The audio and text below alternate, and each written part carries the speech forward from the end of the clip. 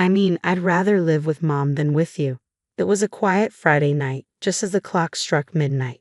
My husband, James, was engrossed in an online game in the living room while I was sitting at the dining table, working on some tasks I'd brought home.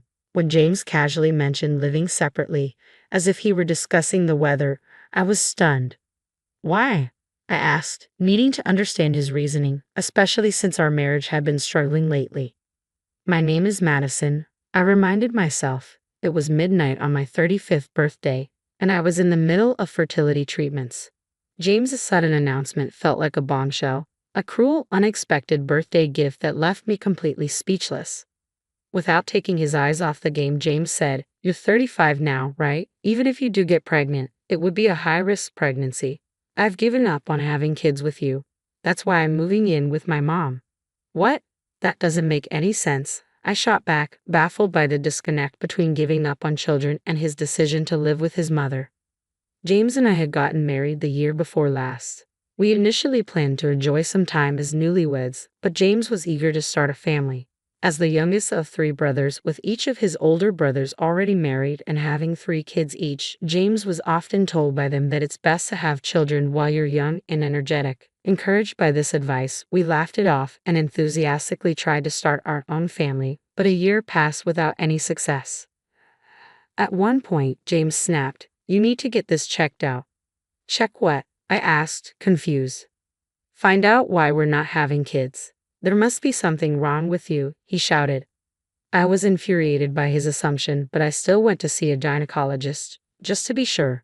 To my dismay, the test revealed that I indeed had issues making conception difficult.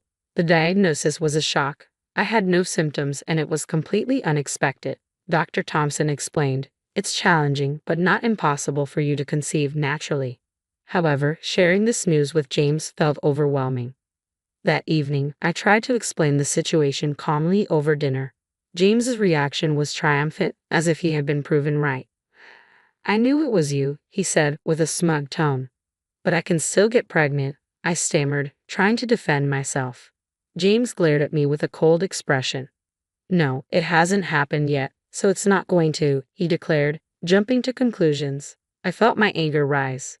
"For all we know, you could be the one with the problem," I retorted, raising my voice.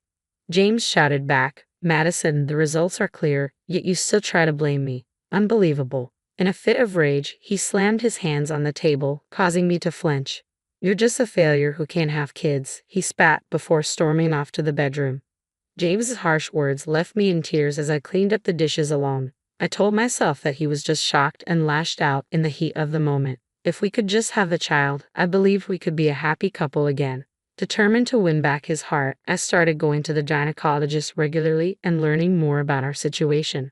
My anxiety grew, and even on the days most likely for conception, we had no success. I became obsessed with the idea of getting pregnant. One morning, I cautiously suggested, "Let's try tonight, please." He responded with disdain, "Isn't it embarrassing to bring up such a topic first thing in the morning?" I blushed, feeling awkward. Though it felt uncomfortable, such discussions should be natural between spouses. Trying to keep my tone gentle, I continued, "You want children too, right?" But James coldly replied, "Honestly, I don't even want kids. They're too expensive. I only considered it because my brothers said a man isn't truly an adult until he has a wife and kids. But now, with this excuse from you, I couldn't care less." From then on, whenever I tried to initiate anything, James would refuse, claiming he was too busy or too tired. I was also exhausted from work, and the repeated rejections were a blow to my pride. Lately, James had become absorbed in online gaming, staying up late into the night. As a result, we hardly talked, let alone had any intimacy. It felt like James had lost interest not only in having children but in me as well. Despite everything, I continued to visit the gynecologist. I was taken aback by the sheer number of couples at the fertility clinic. The place was always bustling, and even with an appointment, a 2 to 3 hour wait was common. It was somewhat comforting to see so many couples facing the same struggles, all doing their best. Occasionally, I'd see couples leaving the doctor's office with tears of joy streaming down their faces. The wives, with still flat bellies, would gently touch their stomachs while their husbands walked closely beside them.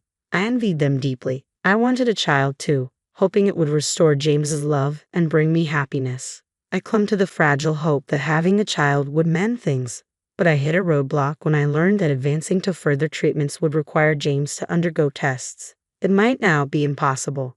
The walk back from the clinic always left me feeling desolate and on the verge of tears. As I stepped onto the main street, I noticed an elderly woman in flamboyant attire catching my eye. Her thick makeup and brightly colored dress were almost overwhelming. Though I couldn't recall knowing anyone like her, she had an oddly familiar presence that momentarily distracted me from my tears. Could that be my mother-in-law?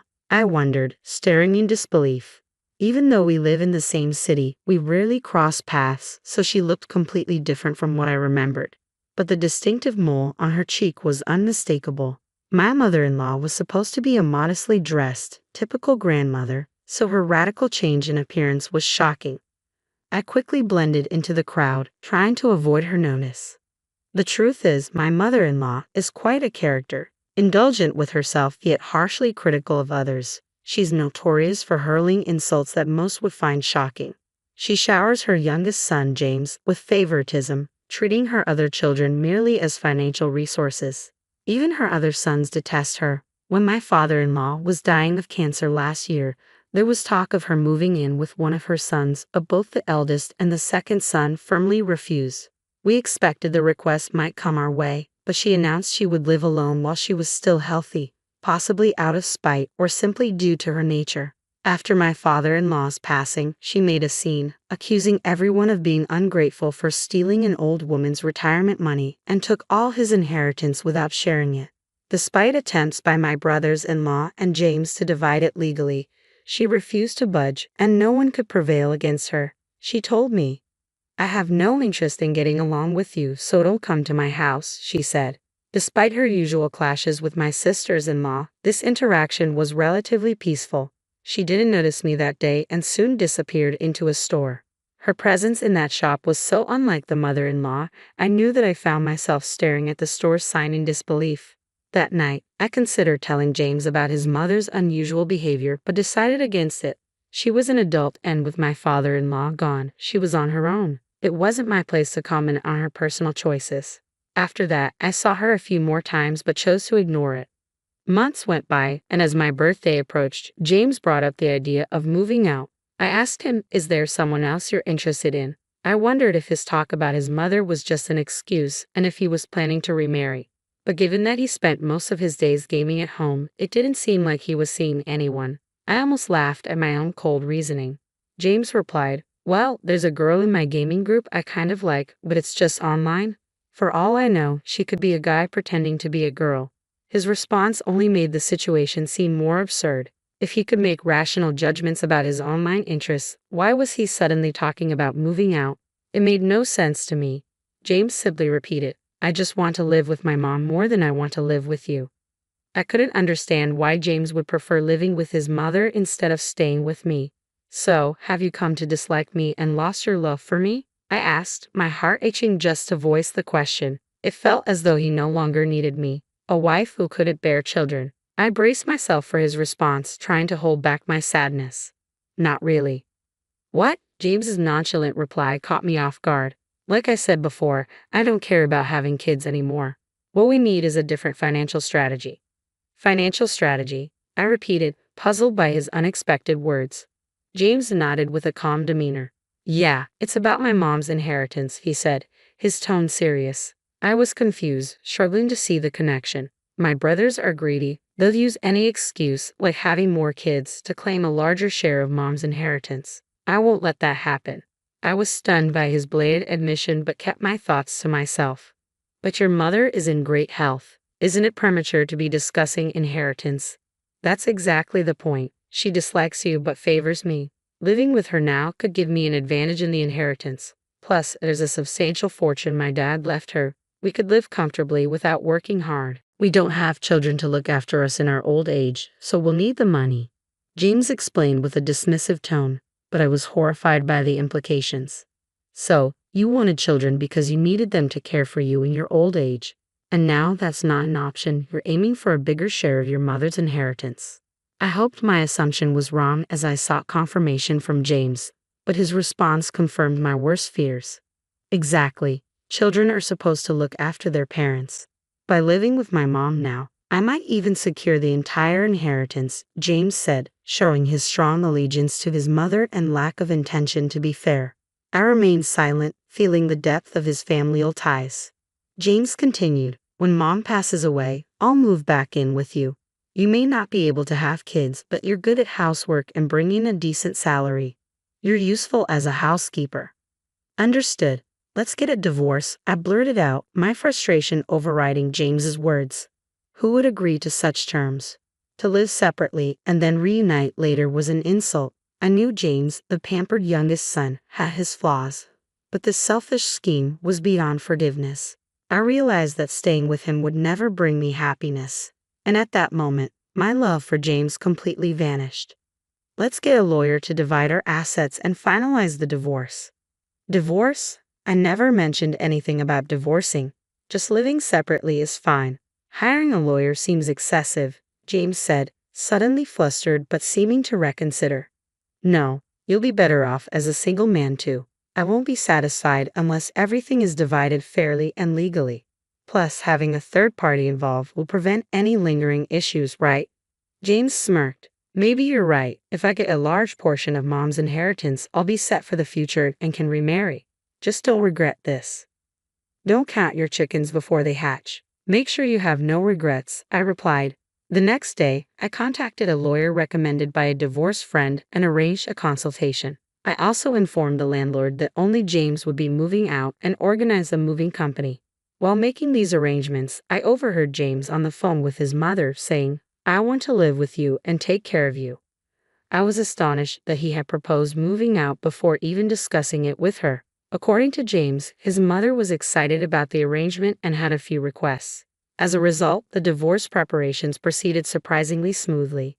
Originally, the assets were to be split evenly, but my skilled lawyer negotiated a better deal for me, securing 70% of the assets, including compensation. Given James's selfish reasons for our divorce, I decided not to hold back and claimed what I was entitled to.